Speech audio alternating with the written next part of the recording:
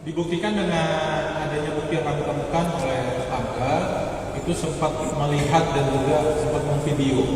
Itu kurang lebih pukul 1:30 hingga jam 2 itu ada cekcok, ada teriakan, dan 3:30 itu kurang lebih sudah tidak ada suara.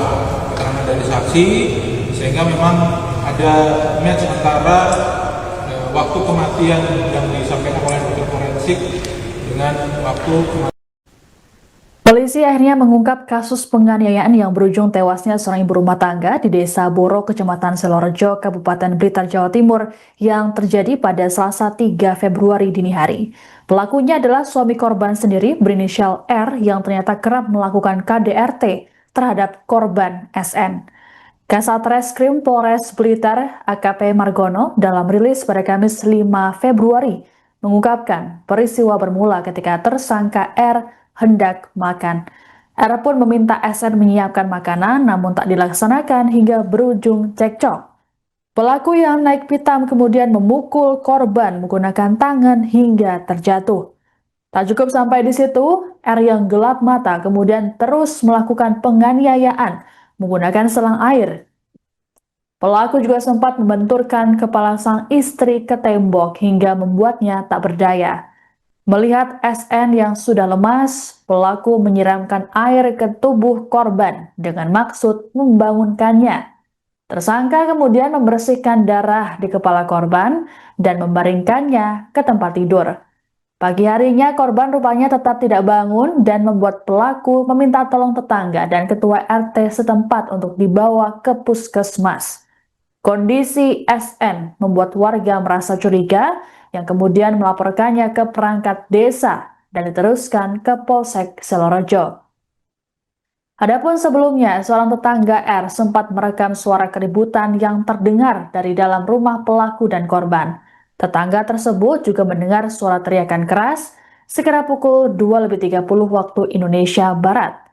Saat kejadian, dua anak pasutri tersebut ada di rumah namun tidur di kamar yang berbeda. Menurut keterangan anak korban, sang ibu memang kerap mendapat kekerasan dari R namun hanya diam. Hal ini juga dibuktikan dari hasil autopsi tubuh korban. Adapun dari hasil autopsi menunjukkan korban meninggal dunia karena adanya cairan air di saluran pernapasan dan paru-paru. Margono menjelaskan air tersebut masuk saat pelaku menyiram ke area wajah korban untuk membuatnya tersadar. Kini atas perbuatannya, R dijerat dengan pasal 44 ayat 3 Undang-Undang Nomor 23 Tahun 2004 tentang penghapusan kekerasan dalam rumah tangga. Pria berusia 44 tahun itu pun terancam kurungan penjara 15 tahun. Kejadian tersebut dimulai pada hari Selasa, terjadi pada pukul kurang lebih jam 02.00 itu dibuktikan oleh kesaksian tetangganya yang mana sempat mendengar dan melihat juga adanya teriakan atau cekcok yang terjadi di TKP atau di rumah korban, sehingga tetangga tersebut sudah kami minta keterangan juga dan match dengan keterangan dari terduga pelaku. Jadi awal mula kejadian cekcok itu bermula ketika pelaku meminta untuk menyiapkan makanan dan juga meminta istrinya agar seperti seorang istri untuk melayani suami. Tapi karena ada perlawanan dari seorang istri, mungkin ada ucapannya yang kurang pas oleh pelaku, sehingga pelaku marah.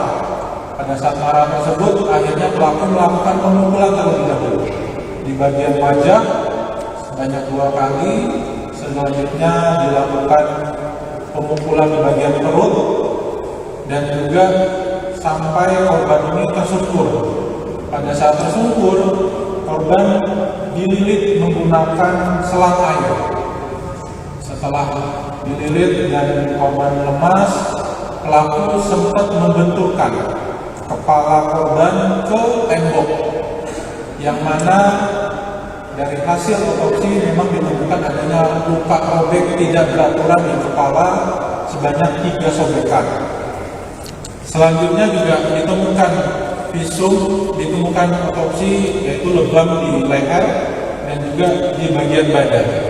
Lebam tersebut juga dari hasil otopsi dibagi menjadi 2 bagian. yang mana ada lubang baru dan juga ada lubang yang lama. Dan itu sudah kami periksa terhadap terduga pelaku.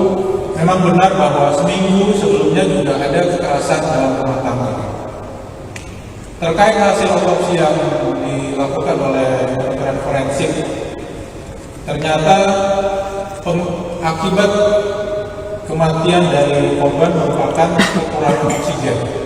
Ya, itu dibuktikan dengan ditemukannya ada cairan air yang berada dalam saluran pernapasan atau paru-paru, sehingga memang dari luka yang dialami oleh korban dari hasil dokter forensik memang tidak mengakibatkan kematian. Justru adanya air dalam paru-paru ini yang mengakibatkan kekurangan oksigen, sehingga korban meninggal dalam keadaan lemas. Posisi saat itu memang dibuktikan atau sesuai keterangan pelaku, setelah melakukan penganiayaan, pelaku berharap dengan siramnya air akan menyadar kembali kesadaran dari korban. Tetapi nyatanya pada saat dilakukan penyiraman oleh terduga pelaku, air tersebut masuk melalui jalur mulut dan juga jalur hidung, sehingga ditemukan adanya air di dalam saluran pernapasan atau paru-paru. Setelah dilakukan penyiraman, korban sempat ditolong oleh terduga pelaku ini untuk dibersihkan darah yang ada dalam tubuh dan juga sempat dibawa ke tempat tidur, harapannya untuk beristirahat. Tetapi hingga pagi hari korban tidak bergerak dan dicurigai oleh terduga pelaku, sehingga pelaku meminta tolong kepada tetangga. Dan setelah tetangga melihat kondisi korban yang sudah tidak bergerak, tetangga menghubungi kepala RT, ketua RT untuk dibawa ke puskesmas. Pada saat dibawa ke puskesmas, ternyata posisi sampai di puskesmas korban ini sudah dinyatakan meninggal. Itu dibuktikan dengan hasil pemeriksaan forensik jam kematian antara jam 3 hingga jam 6. Sehingga pada saat itu ada kecurigaan oleh saksi menghubungi polsek menghubungi kami, dan kami juga membackup polsek, sehingga kasus tersebut sudah kami tangani dan kami melakukan pemeriksaan secara mendalam, dan kemarin sudah kami tetapkan sebagai tersangka dan juga kami sudah menahan terduga pelaku, yang mana pelaku kami jerat dengan pasal 44 ayat 3 Undang-Undang Nomor 23 Tahun 2004 tentang penghapusan kekerasan dalam rumah tangga, atau pasal 466 ayat 3 Undang-Undang Nomor 1 Tahun 2023, yang mana dalam Undang-Undang kekerasan dalam rumah tangga ini pelaku dapat dijerat dengan hukuman 15 tahun penjara. Saat ini pelaku sudah kami amankan dan sudah kami tahan, dan proses kami melakukan pemberkasan dan juga akan dikirimkan ke kejaksaan. Mungkin itu saja yang dapat kami sampaikan. Silakan, mungkin ada yang mau ditanyakan. Dan waktu kejadian itu pelaku dalam kondisi sadar atau dalam pengaruh minuman alkohol? Terima kasih, Mas. Jadi pelaku sendiri sudah kami periksa dalam kondisi sehat dan tidak terpengaruh oleh minuman keras. Dan tentang waktunya antara penganiayaan minta makan dan itu memang dengan malam itu atau sebelum? Ya, dibuktikan dengan adanya bukti yang kami temukan oleh tetangga, itu sempat melihat dan juga sempat memvideo. Itu kurang lebih pukul 1:30 hingga jam 2 itu ada cekcok, ada teriakan, dan 3:30 itu kurang lebih sudah tidak ada suara keterangan dari saksi, sehingga memang ada match antara waktu kematian yang disampaikan oleh dokter forensik dengan waktu kematian yang terjadi pada saat TKP. Selain minta dilayani makan, ketika yang disebut minta dilayani layaknya istri gitu, maksudnya apakah termasuk berhubungan badan? Terima kasih.